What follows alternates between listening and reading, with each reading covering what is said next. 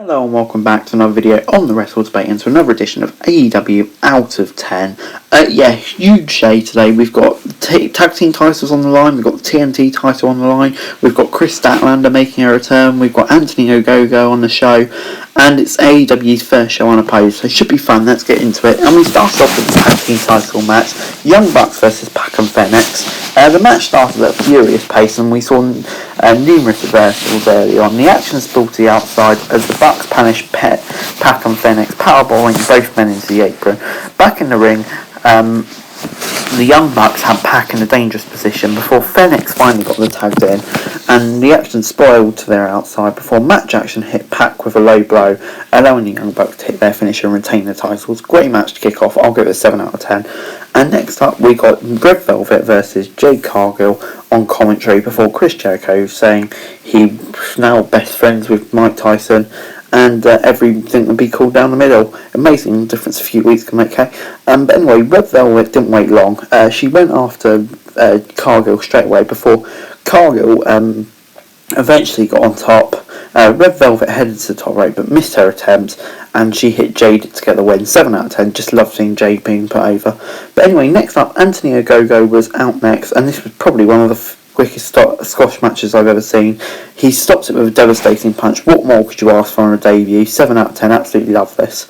Moving quickly on, it was Chris Jericho versus Dax Harwood up next. The match started with both men exchanging strikes, and you could kind of see the intensity with it being the first Inner Circle versus Pinnacle matchup. Both men were trading shots. Jericho had Dax Hamer in a lion chamber before Wheeler hit him with a cheap shot at ringside. Cash Wheeler grabbed a baseball bat and tried to interfere, but Mike Tyson took him out. Jericho hit a Judas effect for the win, and Jericho announced that Mike Tyson was now an honorary member of the Inner Circle. 7 out of 10. Really enjoyed this. And then it was time for Chris Statlando versus Amber Nova. The match began with Statlando taking down Nova with a series of arm drags before Nova hit a couple of right hands, but eventually it was kind of Statlando who just dominated from there on in, and she hit the Supernova to pin Amber Nova, funnily enough. But yeah, 7 out of 10, great return.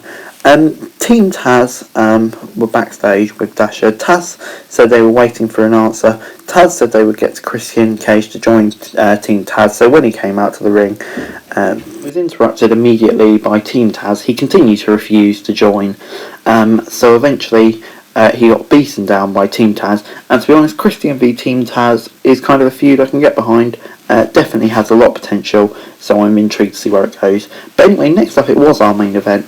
Matt Hardy wasted no time and brought a steel chair in early on. It was a great start by Hardy, who got back in and laid Allen with right hands. A member of the Hardy family office came out at this point. The Butcher tossed a steel trash can at Darby Allin's head.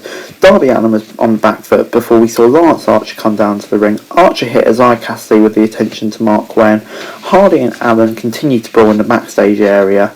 He set Matt Hardy up on an announcer's table before climbing up the set and hitting Matt Hardy with a coffin drop from crazy heights to retain his title. That was just a brief snippet, because if I was here explaining everything I'd be here all day, but this was flipping quality. 8 out of 10, absolutely love this. Overall this week, AEW Dynamite gets an 8 out of 10 for me. Absolutely love this Dynamite. There's probably no low lights, and all of it was highlights, to be honest. And that just sums it up. Just a great show. So much action on it, but it was timed perfectly. All the matches were quality, and all of them had storyline infractions, so brilliant. But anyway, guys, that's it for this video. Thanks very much for watching, and to like, share, subscribe. Let me know your thoughts and comments down below, and follow me on Twitter, link in the description below for daily wrestling news, and subscribe to the channel on the screen right now. That would be greatly appreciated. Thanks very much for watching. Peace.